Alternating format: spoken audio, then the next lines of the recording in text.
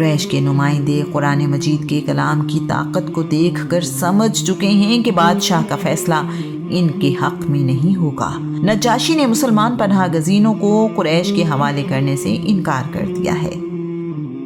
آج کا عنوان: سچی بات تو یہی ہے جو تم لوگوں نے کہی۔ قریش مکہ نے نہایت ذہین اور سمجھدار لوگوں کو حبشہ بھیجا ہے۔ عبداللہ بن ابی ربیعہ اور عمرو بن عاص اگلے دن بادشاہ کے دربار میں دوبارہ موجود ہیں۔ انہوں نے رات کو ایک نیا منصوبہ بنایا ہے جس پر عمل کرنے کے لیے وہ بادشاہ کے دربار میں آئے ہیں۔ اس کے لیے انہوں نے خوب تیاری بھی کی ہے۔ انہوں نے بڑی سمجھداری کے ساتھ بادشاہ کو عرض کی ہے: بادشاہ سلامت، آپ ان لوگوں سے پوچھیں کہ عیسیٰ ابن مریم کے بارے میں ان کا عقیدہ کیا ہے۔ یہ بہت گہری چال ہے کیونکہ نجاشی بادشاہ مسیحی ہے۔ قریش کو معلوم ہے کہ عیسیٰ کے متعلق مسلمانوں اور مسیحیوں کے عقیدے میں فرق ہے۔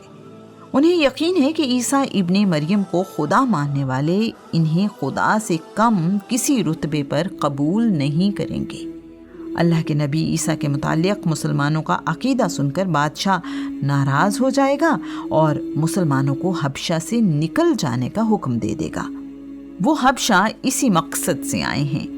بادشاہ نے ایک بار پھر مسلمانوں کو اپنے دربار میں طلب کر لیا ہے۔ مسلمانوں کو بادشاہ کے دربار میں دوبارہ طلبی کا حکم ملا جس سے وہ پریشان ہیں۔ انہیں اندازہ ہے کہ مکہ سے آنے والے قریشیوں نے نئی مصیبت کھڑی کر دی ہے۔ انہیں عیسیٰ کے بارے میں سوال کا پتہ چلا تو سوچنے لگے ہیں، اگر بادشاہ ہمارے جواب سے ناراض ہو گیا تو کیا ہوگا؟ ہمیں نجاشی کو اس بارے میں کیا بتانا چاہیے؟ سچ بولنے پر بادشاہ کے ناراض ہونے کا خطرہ موجود ہے۔ کیا وہ ہمیں اپنے ملک سے نکل جانے کا حکم دے گا؟ کیا وہ ہمیں قریش مکہ کے حوالے کر دے گا؟ پھر وہی ظلم و ستم، پھر وہی مصیبتیں۔ قریش تو پہلے ہی سانس نہیں لینے دیتے تھے، اب تو زندہ ہی نہیں چھوڑیں گے۔ کیا اللہ کی زمین ہم پر تنگ ہو گئی ہے؟ رسول اللہ کے تربیت یافتہ مسلمانوں نے جرأت مندانہ اور درست فیصلہ کیا ہے۔ انہوں نے طے کیا ہے کہ نتیجہ کچھ بھی ہو وہی بیان کریں گے جو رسول اللہ صلی اللہ علیہ وآلہ وسلم نے انہیں بتایا ہے۔ نجاشی کے دربار میں اللہ کے نبی عیسیٰ کے متعلق جعفر ابن ابی طالب کہہ رہے ہیں: بادشاہ سلامت، ہمیں رسول اللہ نے بتایا ہے کہ عیسیٰ علیہ السلام اللہ کے بندے اور اس کے نبی ہیں۔ عیسیٰ اللہ کی طرف سے روح اور کلمہ ہیں جسے اللہ نے پاک دامن بی بی مریم کو بھیجا۔ یہ سن کر نجاشی مسکراتے ہوئے ایک تنکا اٹھا کر کہہ رہا ہے: خدا کی قسم، عیسیٰ اس تنکے کے برابر بھی اس سے زیادہ نہیں جو تمہارے نبی نے تمہیں بتایا ہے۔ سچی بات تو یہی ہے جو تم لوگوں نے کہی ہے۔ عبداللہ بن مسعود اس موقع پر نجاشی کے دربار میں موجود تھے، بیان کرتے ہیں: نجاشی جعفر ابن ابی طالب کی گفتگو سن کر بہت متاثر ہوا۔ اس نے جعفر کی تعریف کی اور ہماری موجودگی میں رسول اللہ کی رسالت کی گواہی دی۔ نجاشی نے کہا: بے شک محمد بن عبداللہ وہی نبی ہیں جن کی بشارت انجیل میں عیسیٰ نے دی تھی۔ اس کے بعد نجاشی نے مسلمانوں کے لیے مکمل اور مستقل پناہ کا اعلان کر دیا ہے۔ اس نے یہ حکم بھی دیا ہے کہ مسلمانوں کو تنگ کرنے والے کو سزا کے طور پر جرمانہ کیا جائے گا۔ نجاشی دربار میں موجود تمام لوگوں سے کہہ رہا ہے: میں گوارا نہیں کرتا کہ مسلمان پناہ گزینوں کو کوئی تکلیف دوں، خواہ اس کے بدلے میں مجھے سونے کا پہاڑ ملے۔ خدا کی قسم، میرے رب نے مجھے بادشاہت لوٹائی تو مجھ سے رشوت نہیں لی۔ میں بھی نہیں چاہتا کہ اللہ کی راہ میں کسی کام کے لیے رشوت لوں۔ نجاشی نے تمام تحفے قریش کو واپس کرنے کا حکم دیا ہے۔ قریش کو یہاں مایوسی کے سوا کچھ حاصل نہیں ہوا۔ ان کی ساری تدبیریں ناکام ہوئی ہیں۔ عبداللہ اور عمر مکہ واپس لوٹ گئے ہیں۔ اب مسلمانوں نے سکھ کا سانس لیا اور حبشہ میں مذہبی آزادی کے ساتھ سکون کی زندگی گزار رہے ہیں۔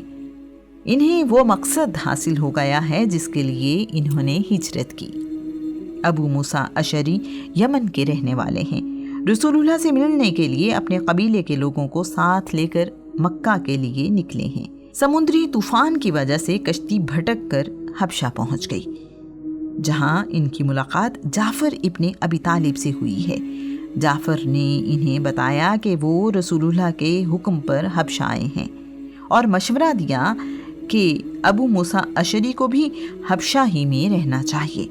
ابو موسیٰ اشعری اور ان کے 50 ساتھی بھی اب حبشہ میں رہنے لگے ہیں۔ ان کے آنے کے بعد مسلمان پناہ گزینوں کی تعداد 133 ہو گئی ہے۔ ابو موسیٰ اشعری کا پورا نام ابو موسیٰ عبداللہ بن قیس اشعری ہے۔ قرآن پاک میں ارشاد ہوتا ہے، اور جو شخص اللہ کے راستے میں ہجرت کرے گا وہ زمین میں اپنے لیے بہت ہی کشادہ جگہ پائے گا۔ جو شخص اپنے گھر سے اللہ اور اس کے رسول کی طرف مہاجر بن کر نکلے، پھر اسے راستے ہی میں موت آ جائے تو اس کا اجر و ثواب اللہ کے ہاں ثابت ہو جائے گا، ضائع نہیں ہوگا۔ اللہ بہت ہی بخشنے والا، بڑا ہی مہربان ہے۔ دوسری بار ہجرت کرنے والوں میں رملہ بنت صخر یعنی ابو سفیان اور ان کے شوہر عبید اللہ بن جحش شامل ہیں۔ ابو سفیان کی بیٹی رملہ اسلام کے ابتدائی دنوں میں ہی ایمان لے آئی تھیں۔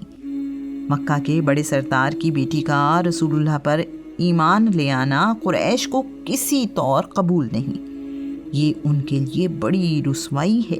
باپ اللہ کے نبی کی جان کا دشمن اور بیٹی اللہ کے دین پر قربان۔ انہوں نے رملہ کو بہت تکلیفیں دیں۔ قریش مکہ کی سختیاں اور تکلیفیں رملہ کو دین اسلام پر قائم رہنے سے روک نہ سکیں۔ حبشہ میں ان پر ایک نئی مصیبت ٹوٹ پڑی ہے۔ عبید اللہ بن جحش نے کئی سال حبشہ میں رہنے کے بعد اسلام سے مرتد ہو کر عیسائیت قبول کر لی ہے۔ رملہ بیان کرتی ہیں، میں نے خواب میں اپنے شوہر عبید اللہ کو نہایت بھدی اور بری صورت میں دیکھا۔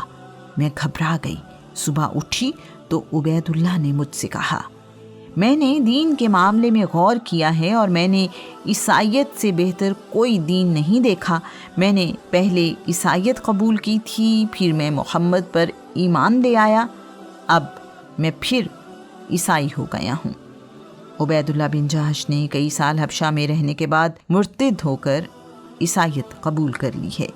عبید اللہ نے مسیحیت قبول کرنے کے بعد رملہ بنت ابو سفیان کو اپنے ساتھ رکھنے کی بہت کوشش کی ہے۔ رملہ کی استقامت اور ثابت قدمی مثالی ہے۔ انہوں نے عبید اللہ بن جحش سے علیحدگی اختیار کر لی ہے۔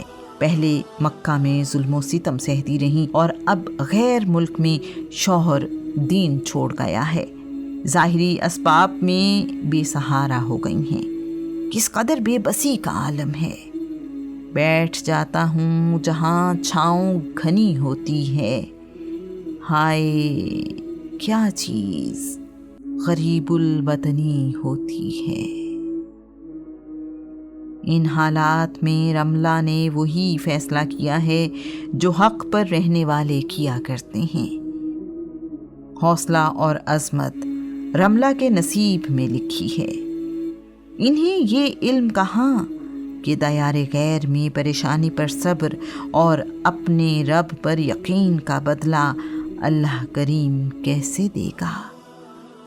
تاریخ رملہ کو ام حبیبہ بنت ابو سفیان کے نام سے پہچانتی ہے۔ جیسے جیسے اسلام کے ماننے والوں کی تعداد میں اضافہ ہو رہا ہے، ویسے ویسے قریش کی رسول اللہ سے دشمنی بڑھ رہی ہے۔ قریش کے سرداروں اور رسول اللہ میں فاصلے دن بدن بڑھ رہے ہیں۔